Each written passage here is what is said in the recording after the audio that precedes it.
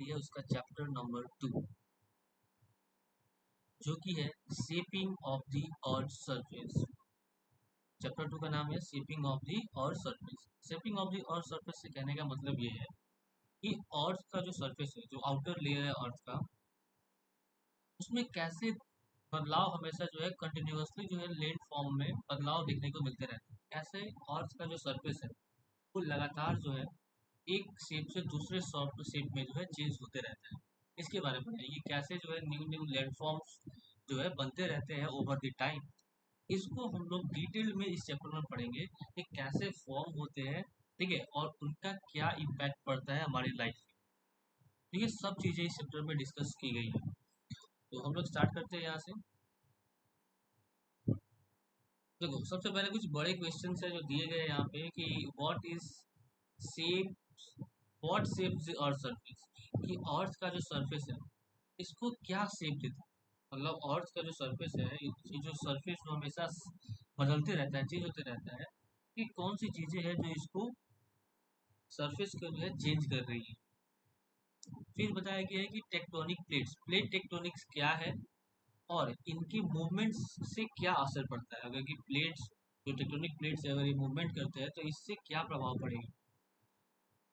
How are landform forms, जो अलग अलग लैंडफॉर्म्स आप देखते हो, माउंटेन्स, वैलीज, प्लेन्स, ये सब कैसे फॉर्म होते हैं और इनको कैसे क्लासिफाई किया गया है, कैसे अलग अलग कैटेगरीज में जो है बांटा गया है इन landforms. How are human and other living being connected to this land, और कैसे जो ह्यूमंस है और जो और भी दूसरे लिविंग ऑर्गेनिज्म है वो इन लैंडफॉर्म से कैसे जुड़े हुए हैं, कनेक्टेड है।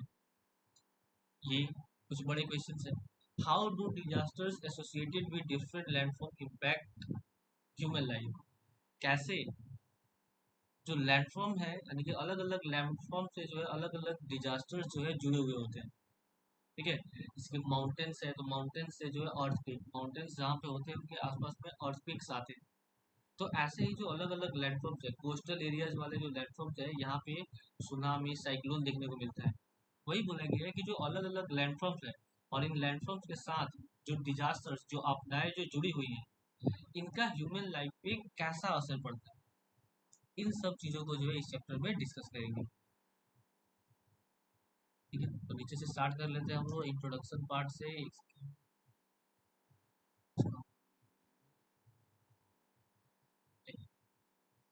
तो अब क्या बताएंगे, अब यहाँ पे स्टार्ट होता है हमारा चैप्टर।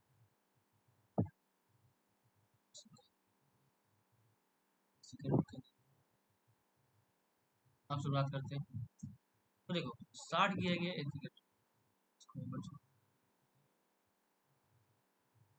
देखो तो बोला गया है कि और सरफेस इज नॉट कंसिस्टेंट, ठीक है।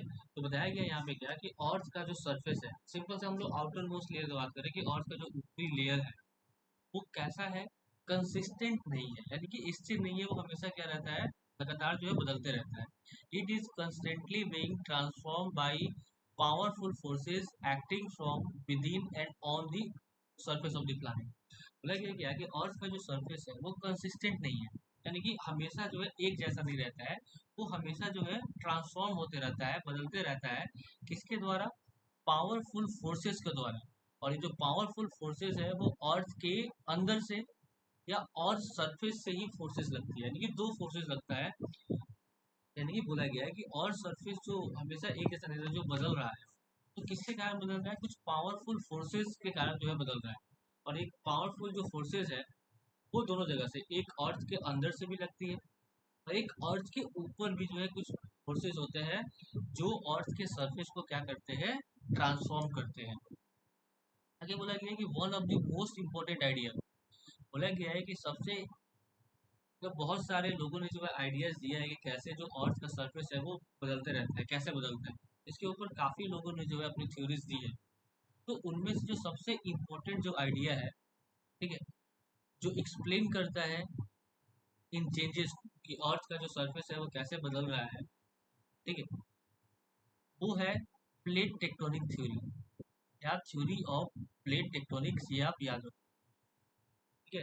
जो डिस्क्राइब करता है, जो बताता है कि कैसे large pieces of the earth crust move slowly over the molten magma, ठीक है। तो ये जो थ्योरी है प्लेट टेक्टोनिक का वो ये डिस्क्राइब करता है कि कैसे अर्थ का जो क्रस्ट है, ठीक है, तो अर्थ क्रस्ट जो है वो पूरा पूरा एक क्रस्ट ही नहीं है। अर्थ का जो क्रस्ट है वो छोटे छोटे टुकड़ों में क्या है, बटा हुआ है, ठीक है। तो बोला गया है वही जो क्रस्ट का जो पीसेस है, अर्थ के क्रस्ट का जो छोटे छोटे टुकड़े हैं या बड़े बड़े जो पीसेस है, वो क्या करते हैं धीरे धीरे जो है मूव करते रहते हैं मॉल्टेन मैग्मा के ऊपर, ठीक है। तो देखो अर्थ का अभी आपने पढ़ा होगा, शायद आपने पढ़ा होगा, ठीक है, कि जो अर्थ का आउटर मोस्ट लेयर है वो है क्रस्ट, ठीक है, उसके नीचे आता है मेंटल और फिर उसके नीचे आता है कोर। तो ये तीन लेयर है, सबसे ऊपरी लेयर है क्रस्ट, उसके नीचे है मेंटल और उसके नीचे है कोर। वही बोला गया है कि ये जो मेंटल वाला जो लेयर है, ठीक है, तो इस जो मेंटल जो लेयर है, ठीक है, इसके अंदर जो मटेरियल्स है वो मॉल्टेन फॉर्म में, ठीक है, पिघला हुआ। तो उसी मेंटल वाले के ऊपर जो है ये अर्थ क्रस्ट के जो छोटे छोटे पीसेस है, ठीक है, वो क्या करते हैं फ्लोट करते रहते हैं। और यही जो प्लेट्स जो मूवमेंट करते हैं मॉल्टेन मैग्मा के ऊपर give rise to the various landform. इन्हीं मूवमेंट्स के कारण जो है अर्थ के ऊपर काफी अलग अलग जो है लैंडफॉर्म्स का जो है राइज होता है, जैसे कि माउंटेन्स का, वोल्केनोस का, प्लेन्स का, वैलीज का। बोलेंगे understanding the plates tectonic and landform help us explain natural phenomena like earthquake, volcanic eruption and the formation of continents and oceans and allow us to better appreciate the dynamic nature of the earth। ठीक है। आगे अब ये बोला गया कि अगर हम लोग अंडरस्टैंड करते हैं प्लेट टेक्टोनिक को, ठीक है, टेक्टोनिक प्लेट्स को अगर हम लोग समझते हैं और लैंडफॉर्म्स को अगर समझते हैं तो ये हमें हेल्प करेगा किस चीज में, तो जो नेचर का फेनोमेना है, जो प्राकृतिक घटनाएं हैं, जैसे कि अर्थक्वेक क्यों आता है, वोल्केनिक इरप्शंस क्यों होते हैं, ठीक है, कॉन्टिनेंट्स का फॉर्मेशन कैसे होता है, ओशंस का फॉर्मेशन कैसे होता है, इसको हम लोग क्या कर पाएंगे, समझ पाएंगे अगर हम लोग प्लेट टेक्टोनिक्स को और लैंडफॉर्म्स को पढ़ते हैं। और ये भी हमें अलाउ करेगा कि अर्थ का जो डायनेमिक नेचर है इसको समझने में, ठीक है। डायनेमिक कहने का मतलब क्या है, डायनेमिक कहने का मतलब आपका ये है कि जो चेंजेस है जो लगातार अर्थ सरफेस में या अर्थ क्रस्ट में जो चेंजेस होते रहते हैं, इनको जो है हम लोग आसानी से क्या कर पाएंगे, समझ पाएंगे अच्छे तरीके से। चलो अब हम लोग प्लेट प्लेट टेक्टोनिक्स को देख लेते हैं कि प्लेट टेक्टोनिक्स क्या है, ठीक है। इसके लिए नीचे चलते हैं हम लोग। सेकेंड,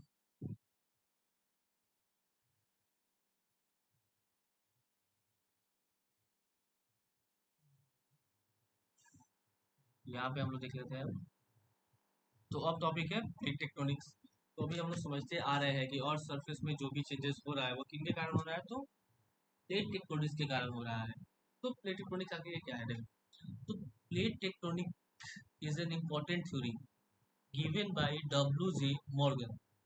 बोला गया है कि प्लेट टेक्टोनिक्स का जो थ्योरी है, यानी कि थ्योरी ऑफ प्लेट टेक्टोनिक्स, ये किसके द्वारा दिया गया है, डब्ल्यू जी मॉर्गन, ठीक है। That explain the movement of earth crust, जो किस चीज को एक्सप्लेन करता है कि अर्थ क्रस्ट के मूवमेंट को, कि अर्थ क्रस्ट जो है, ठीक है, अर्थ का जो आउटर मोस्ट लेयर है जिसपे हम सब लोग रहते हैं, इसमें मूवमेंट्स कैसे होता है, ठीक है, मूवमेंट क्यों होता है, इसको जो है ये एक्सप्लेन करता है।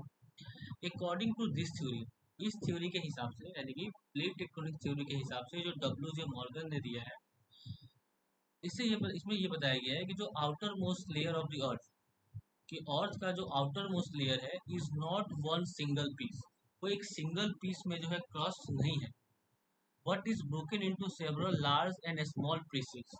बट जो अर्थ क्रस्ट है, बोला ये गया है इस थ्योरी में, प्लेट टेक्टोनिक में ये बोला जाता है कि जो अर्थ, ठीक है, तो ये जो बाहर वाला अर्थ का जो बाहर वाला लेयर है इसी को बोला जाता है क्रस्ट। बोला गया है कि क्रस्ट जो है, यानी कि आउटर मोस्ट जो लेयर है, वो एक सिंगल लेयर नहीं है, बल्कि ये बहुत सारे छोटे छोटे टुकड़ों में क्या है, छोटे छोटे या बड़े बड़े पीसेस में क्या है, टूटा हुआ है, जिसको बोले जाता है टेक्टोनिक प्लेट्स बोले जाते हैं। बोलेंगे और ये जो प्लेट्स है वो स्लोली मूव करते हैं, ठीक है, over semi molten layer beneath them. तो इस क्रस्ट के नीचे एक लेयर है मेंटल का, उसके अंदर जो है जो चीजें हैं वो मोल्टेन फॉर्म में पाया जाता है, ठीक है। तो उसी मोल्टेन मैग्मा के ऊपर जो है ये प्लेट्स क्या करते हैं, स्लोली जो है मूव कर रहे होते हैं and are responsible for the physical features and natural phenomena such as mountain earthquake volcano. और यही जो प्लेट टेक्टोनिक्स का जो मूवमेंट है, यही मूवमेंट जो है रिस्पॉन्सिबल होता है बड़े बड़े फिजिकल फीचर्स के लिए, जैसे कि माउंटेन्स का फॉर्मेशन के लिए, ठीक है, या फिर कुछ नेचुरल फेनोमेना जैसे कि अर्थक्वेक के लिए, वोल्केनोज के लिए, ठीक है। तो ये सब के कारण यानी कि प्लेट टेक्टोनिक्स के मूवमेंट्स के कारण ही जो है ये अलग अलग जो है फिजिकल फीचर्स या नेचुरल फेनोमेना हमें देखने को मिलता है। फिर से आगे चल लेते हैं, हम नेक्स्ट पेज में देख लेते हैं क्या है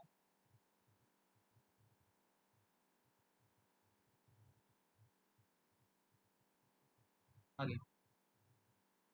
आगे बताया गया यहाँ पे, इसमें फिगर भी है, थोड़ा सा देख लेंगे बढ़िया से, एक सेकंड। फिगर भी है, थोड़ा सा बढ़िया से देख लेंगे समझ।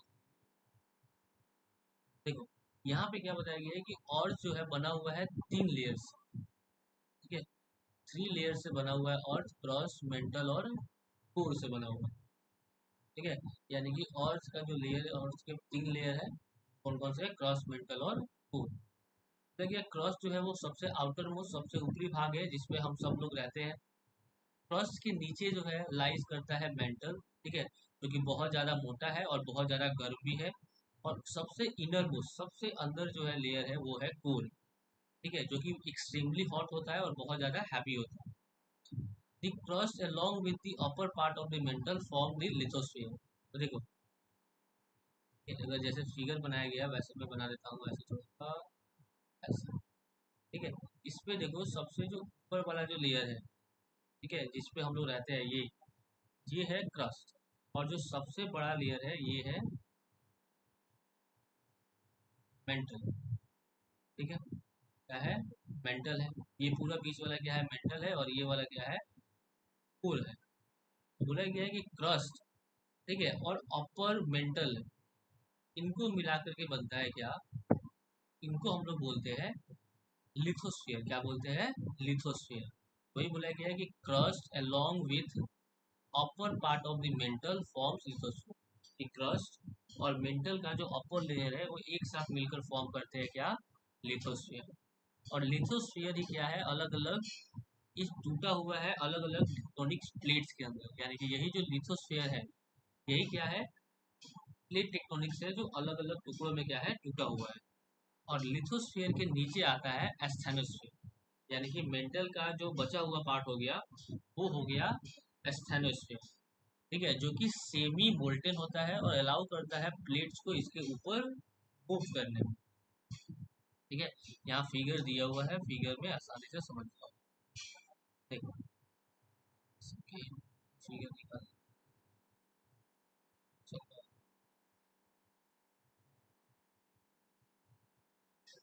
देखो, तो ये है यहाँ पे बताया गया है, यहाँ ये देखो, ये जो है ऊपर वाला ब्राउन कलर का जो लेयर दिख रहा है, ये है आपका क्रस्ट। और क्रस्ट दो टाइप का होता है, एक होता है ओशनिक क्रस्ट, ठीक है, यानी कि ओशंस के नीचे जो क्रस्ट होता है, जो लेयर होता है वो होता है ओशनिक क्रस्ट।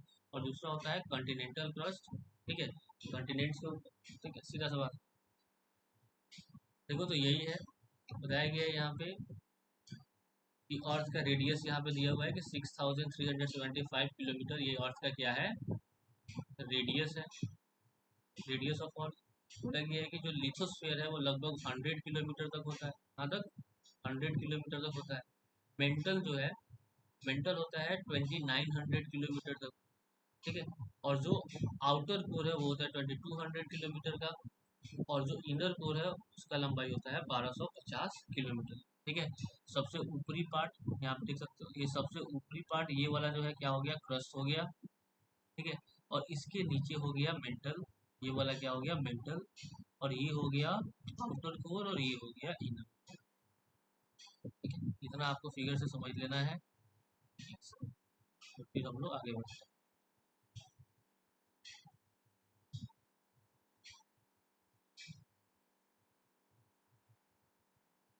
अब यहाँ देख लेते हैं हम लोग, यहाँ पे क्या बोला गया, जो टेक्टोनिक प्लेट्स है are massive slab of solid rock that moves very slowly.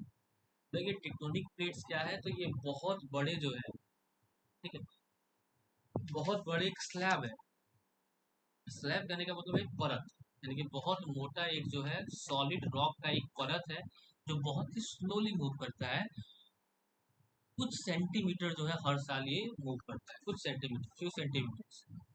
There are three main type, और ये टेक्टोनिक प्लेट जो है थ्री टाइप्स के होते हैं: कंटिनेंटल प्लेट, ठीक है, ओशनिक प्लेट और mix plate. Tectonic plate three type के।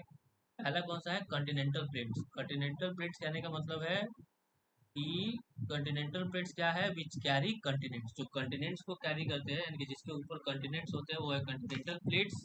ओशनिक प्लेट्स यानी कि जो कैरी करता है ओशन फ्लोर को।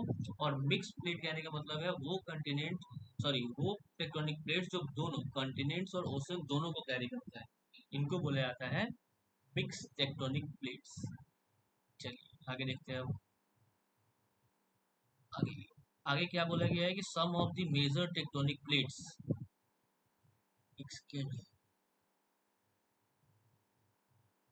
सम of the major tectonic plates के बारे में अगर देखा जाए, explore कर लेते हैं।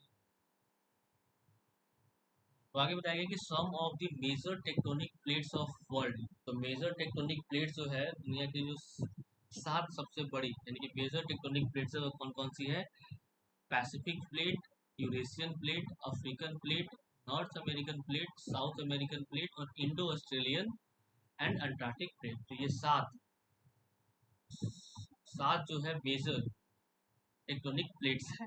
ठीक है, इनका नाम आप याद रखोगे: Pacific plate, Eurasian plate, African plate, North American plate, South American plate, Indo Australian plate और अंटार्कटिक प्लेट। ये सात सबसे बड़े मेजर जो है टेक्टोनिक प्लेट्स होते हैं। चलिए अब आगे देख लेते हैं।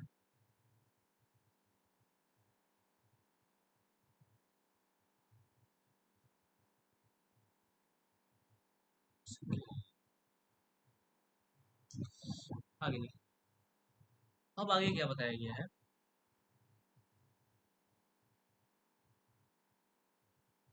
इसको इरेज करना शायद।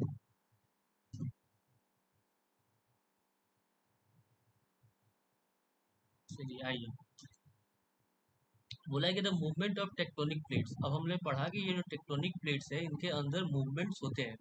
ठीक है, मूवमेंट्स होते हैं, पर मूवमेंट्स किसके कारण होता है? तो बताया गया है कन्वेक्शन करेंट्स के कारण ये मूवमेंट्स होते हैं। याद रखो किसके कारण? कन्वेक्शन करेंट्स के कारण, जो मेंटल के अंदर होते हैं। क्योंकि और के तीन लेयर है: क्रस्ट, मेंटल, कोर। तो ये जो कन्वेंशन करेंट है कहाँ पे होता है? मेंटल के अंदर में। और इसी के कारण जो है टेक्टोनिक प्लेट्स क्या करते हैं? मूव करते हैं। बोला गया कि heat from the earth core, earth का जो कोर है वहां से जो हीट निकलता है, ठीक है, वही कॉज करता है molten material in the mantle to rise. ठीक है, तो क्रस्ट के अंदर से जो हीट निकलता है, वो हीट क्या करता है कि जो मोल्टेन मटेरियल है कहाँ पे? मेंटल के अंदर में, उनको राइज करने के लिए, ऊपर उठने के लिए जो है क्या करता है? फोर्स करता है। और जो कूलर मटेरियल होता है वो क्या करने लगते हैं? सिंक, डूबने लगते हैं। यानी कि ऐसे क्या होता है कि जो हॉट है, ठीक है, यानी कि जो वार्म है, जो हॉट मटेरियल है, क्या करते हैं? राइज करने लगते हैं। और जो कूलर है वो क्या करने लगते हैं? नीचे की तरफ मूव करने लगते हैं, सिंक करने लगते हैं। क्या करने लगते हैं? सिंक। और यही जो कंटिन्यूअस मूवमेंट्स क्रिएट करता है कन्वेक्शन करेंट। और यही जो कंटिन्यूअस मूवमेंट है कि हीट ऊपर जाएगा और जो कूल होगा वो नीचे आएगा, फिर गर्म होगा वो ऊपर जाएगा। तो ऐसे एक करेंट पैदा होता है जिसको बोला जाता है कन्वेक्शन करेंट, जो क्या करता है? पुश करता है या पुल करता है टेक्टोनिक प्लेट्स को। जो या तो टेक्टोनिक प्लेट्स को ऊपर की तरफ धक्का देता है या अपनी तरफ सेंटर की तरफ जो है खींचता है। और यही कॉज करता है them to move in different direction. और इसी के कारण जो टेक्टोनिक प्लेट्स है वो अलग अलग डायरेक्शन में क्या करते हैं? मूव करते हैं। बोला गया था as where tectonic plates meet are called plate boundaries. बोला गया है कि अब दो टेक्टोनिक प्लेट्स जहाँ पे मिलते हैं, ठीक है, जैसे कि मान लो ऐसे टेक्टोनिक प्लेट्स है, ठीक है, ऐसे बहुत सारे टेक्टोनिक प्लेट्स है, जैसे कि मान लो ये एक हुआ, ये दूसरा है, फिर इधर तीसरा है। तो यहाँ पे दो टेक्टोनिक प्लेट्स, जैसे कि यहाँ पे और यहाँ पे, तो जहाँ पे दो टेक्टोनिक प्लेट्स मिलते हैं उनको बोला जाता है प्लेट बाउंड्रीज। और बोला गया है कि ये जो बाउंड्रीज है ठीक है, प्लेट बाउंड्रीज जो है ये भी मेनली थ्री टाइप्स के होते हैं। ठीक है, पहला है कन्वर्जेंट बाउंड्री। कन्वर्जेंट बाउंड्री कहने का मतलब है जब दो प्लेट्स क्या कर रहे होंगे, एक दूसरे की तरफ मूव कर रहे हो। ठीक है, यानी कि कोई दो टेक्टोनिक प्लेट्स होगा जो एक दूसरे की तरफ मूव कर रहा हो। ठीक है, टुवर्ड्स ईच अदर, तो वैसे बाउंड्री को बोला जाता है कन्वर्जेंट बाउंड्री। और बोलेंगे कि जो कन्वर्जेंट प्लेट, अब ये जो कन्वर्जेंट प्लेट होता है, यानी कि जो एक दूसरे की तरफ प्लेट जो आ रहे होते हैं, जब ये कोलाइड करते हैं, टकराते हैं, तो फॉर्म करते हैं फोल्ड माउंटेन, जैसे कि हिमालय बना हुआ है। और बोला गया है कि जब एक ओसनिक प्लेट कोलाइड करता है एक कंटिनेंटल प्लेट के साथ, देखो दो प्लेट जो एक दूसरे की तरफ आ रहे हो, मूव कर रहे हो, तो हो सकता है कि एक वाला जो प्लेट होगा वो कंटिनेंटल प्लेट होगा, और दूसरा वाला भी क्या होगा, कंटिनेंटल प्लेट। तो ऐसे में जब कोलाइड कोलिजन होगा तो फोल्ड माउंटेन्स का फॉर्मेशन होगा, इसलिए हिमालय का होगा। हो सकता है कि दो प्लेट जो एक दूसरे की तरफ मूव कर रहे होंगे, उनमें से एक ओसनिक प्लेट हो और दूसरा कंटिनेंटल प्लेट हो। तो जब ये होगा कि एक ओसनिक प्लेट और दूसरा कंटिनेंटल प्लेट जब कोलाइड करेंगे, तो उस टाइम में क्या होगा, जो कंटिनेंटल प्लेट है वो सिंक कर जाएगा, नीचे की तरफ चला जाएगा, और सॉरी, ओसनिक प्लेट जो है वो सिंक कर जाएगा, नीचे की तरफ चला जाएगा, और कंटिनेंटल प्लेट क्या होगा, उसके ऊपर चढ़ जाएगा। ठीक है, और इसके कारण होगा वोल्केनिक एक्टिविटी और अर्थक्वेक। दूसरा टाइप है डाइवर्जेंट बाउंड्री। डाइवर्जेंट बाउंड्री यानी कि दो टेक्टोनिक प्लेट जब एक दूसरे से दूर जा रहे होंगे। ठीक है, क्या कर रहे होंगे, दो टेक्टोनिक प्लेट्स एक दूसरे से क्या जा रहे होंगे, दूर जा रहे होंगे। Where plates move away from each other, एक दूसरे से क्या कर रहे होंगे, दूर जा रहे होंगे। इस केस में क्या होगा, मैग्मा राइजेस फ्रॉम बिलो, नीचे जो मेंटल में जो मैग्मा है वो क्या करेगा, ऊपर की तरफ उठ जाएगा, और एक न्यू क्रॉस जो है फॉर्म कर जाएगा। ठीक है, और एक नया फीचर फॉर्म करेगा, जैसे कि मिड ओशन रिज। ठीक है, तो मिड ओशन रिज को हम लोग मैप में दिखाएंगे कि मिड ओशन रिज कहाँ पे है। ठीक है, बोला गया तो मिड अटलांटिक रिज जो है इसका गुड एग्जांपल। इसका जब दो टेक्टोनिक प्लेट्स एक दूसरे से दूर जाते हैं, ठीक है, तब फॉर्मेशन होता है मिड ओशन रिज का। ठीक है, और उसी का एग्जांपल है mid Atlantic ridge. The third type is transform boundary. तीसरा है ट्रांसफॉर्म बाउंड्री, जहाँ पे जो टेक्टोनिक प्लेट्स होंगे वो एक दूसरे के बगल से गुजर जाएंगे। ठीक है, विदाउट क्रिएटिंग और डिस्ट्रॉइंग क्रस्ट। ठीक है, बिना किसी क्रस्ट को बनाए, बिना किसी को क्रस्ट को डिस्ट्रॉय किए हुए एक दूसरे के बगल से ही क्या करेंगे, बाउंड्रीज टेक्टोनिक प्लेट्स गुजर जाएंगे। ऐसा मूवमेंट्स के कारण जो है ऑर्थक्वेक्स होता है। ठीक है, और इसका such along the San Andreas fault, इसका एग्जांपल है सन एंड्रियास फॉल्ट, जो कि यूनाइटेड स्टेट्स में देखने को मिला है। इस एग्जांपल है किसका, ट्रांसफॉर्म बाउंड्री का।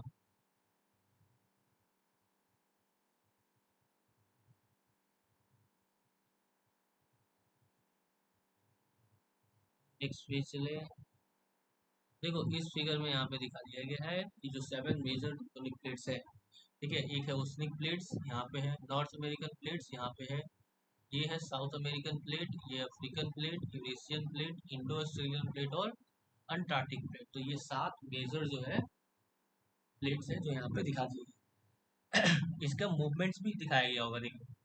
ठीक है, कि कौन से टेक्टोनिक प्लेट्स किस तरह एक्शन में मूव कर रहे हैं, तो यहाँ पे ये दिखाया गया है मूवमेंट्स। ये आपको सारा जो है खुद से एनालाइज करना पड़ेगा। ठीक है, फिगर को काफी बढ़िया से आपको स्टडी करना होगा अब। चलो अब देख सकते हैं और भी फिगर्स है, वो भी देखना जरूरी है, देख लेना।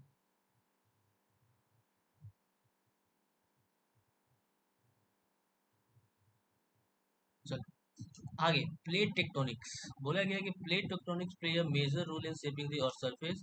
ये जो टेक्टोनिक प्लेट्स है ये काफी अहम रोल प्ले करते हैं अर्थ के सरफेस को शेप करने में, बनाने में। Movement of the plates lead to formation of mountain, valley, ocean basin, volcanoes and earthquake. बोला गया है कि हाँ, इनका जो मूवमेंट है इन प्लेट्स का, इनके कारण जो है फॉर्मेशन होता है माउंटेन्स का, वैलीज का, वोल्केनोज का, अर्थक्वेक का। और ये एक्सप्लेन करते हैं distribution of continents and ocean across the earth. और ये इस चीज़ को भी एक्सप्लेन करते हैं कि दुनिया के किस किस कोने में कॉन्टिनेंट्स या ओशंस है और क्यों है। Most of the earthquake and volcano occur along the plate boundary। लगे ज्यादातर जो earthquake और volcano होता है वो कहाँ पे होता है, प्लेट बाउंड्रीज के पे। कहाँ पे होता है, प्लेट बाउंड्रीज के पास ही होता है, specially around the Pacific ocean. ठीक है, स्पेसिफिक बात करते हैं ओशनिक पैसिफिक ओशन के अंदर में होता है, ठीक है, और उस एरिया को बोला जाता है रिंग ऑफ फायर, जहाँ पे सबसे ज़्यादा जो है टेक्टोनिक प्लेट्स मूवमेंट होता है और अर्थक्वेक जो है सबसे ज़्यादा और वोल्केनिक इरप्शन जो है वैसे एरिया में होते हैं। ठीक, आगे बोला through your plate tectonics help us understand how the earth surface is constantly changing. बोला गया है कि प्लेट टेक्टोनिक्स का जो थ्योरी है, ठीक है, ये हमें हेल्प करते हैं इस बात को समझने में कि अर्थ का जो सरफेस है वो लगातार कैसे बदल रहा है। It explain the origin of many landform and natural disaster, और ये भी एक्सप्लेन करता है कि कैसे जो अलग अलग लैंडफॉर्म्स है इनका ओरिजिन हुआ है और natural disasters. This theory is important, very important for identification of earthquake and volcano for prone region and managing disaster arising from them।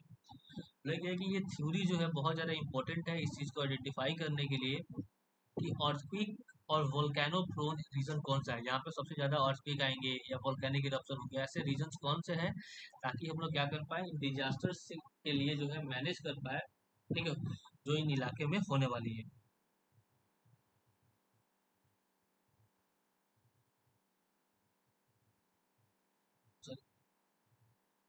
चलिए नेक्स्ट पेज आ जाते हैं हम।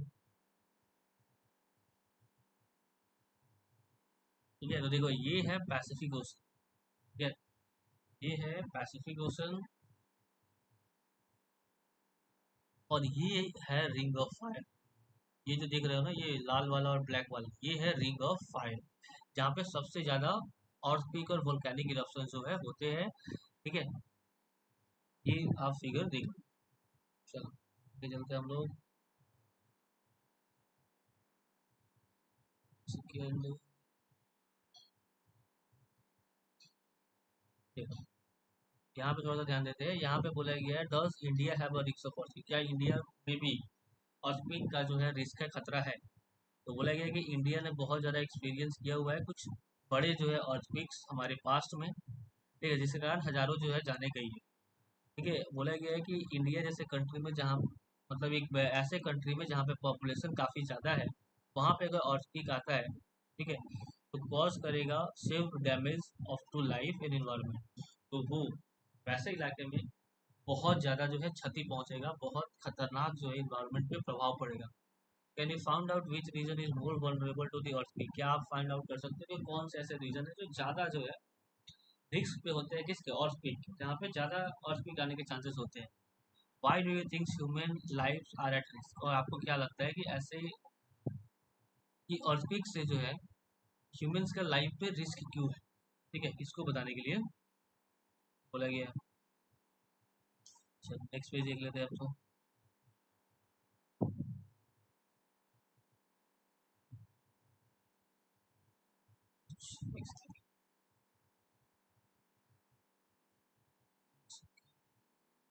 ये हमने देख लिया, डोंट मिस आउट में अब हम लोग देख लेते हैं कि यहाँ पे क्या है।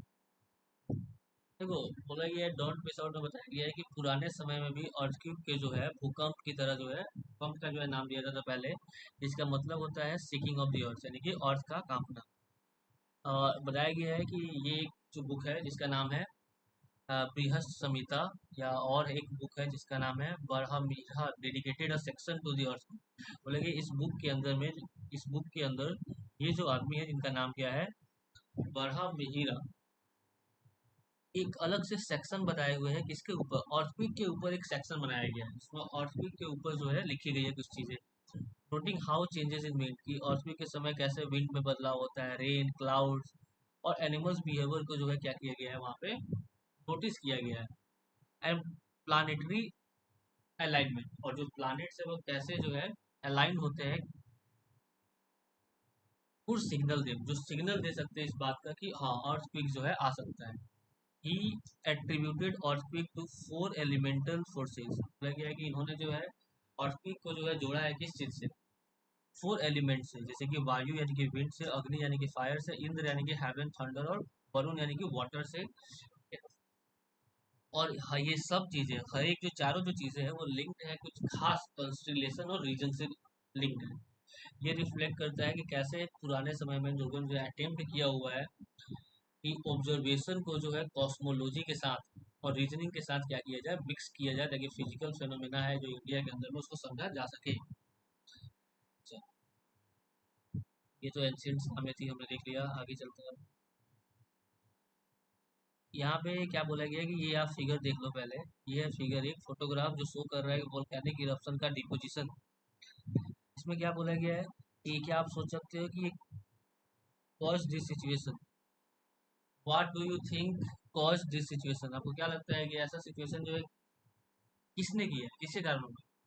What could that grey powder be, और यहाँ पे जो ग्रे पाउडर दिख रहा है, ग्रे कलर का जो पाउडर दिख रहा है, वो क्या है, आपको क्या लगता है? What does it tell about the earth internal forces, और ये अर्थ के इंटरनल फोर्स के बारे में क्या बताता है? सिंपली यहाँ पे ये पूछा गया है, जिसका जवाब आपको फिगर को देख करके जो है देना है। यहाँ पे एक इंटरेस्टिंग फैक्ट है जो आपको मिस नहीं करना चाहिए, जिसमें बताया गया है मड वल्केनो के बारे में, जो बारतंग आइलैंड में पाया जाता है। देखिए कि नेचुरल वंडर है, रियल नेचुरल वंडर है इंडिया के अंदर में, ठीक है, जो अंडमान एंड निकोबार आइलैंड के अंदर में है। और अनलाइक दी फायरी वल्केनो, तो आपने वल्केनो देखा होगा फायरी, जहाँ से फायर्स निकलते होंगे, यहाँ पे आपको जो है mud bubbling out due to the natural underground gases and pressure, तो जमीन के अंदर में जो नेचुरल गैस है और जो प्रेशर से, इनके कारण यहाँ पे जमीन के अंदर से जो है फायरी वल्केनो नहीं, बल्कि एक मड जैसा जो है बबलिंग, बबल करने वाला जो है वोल्केनो जो है देखने को मिलता है, जो आपको अंडमान एंड निकोबार आइलैंड में है, याद रखना, बारतंग आइलैंड पे, वन एंड ओनली। चलो नेक्स्ट देख लेते हैं। ठीक है, तो अब वेदरिंग एंड इरोजन का जो प्रोसेस है, इसको हम लोग देखेंगे अगले लेक्चर में।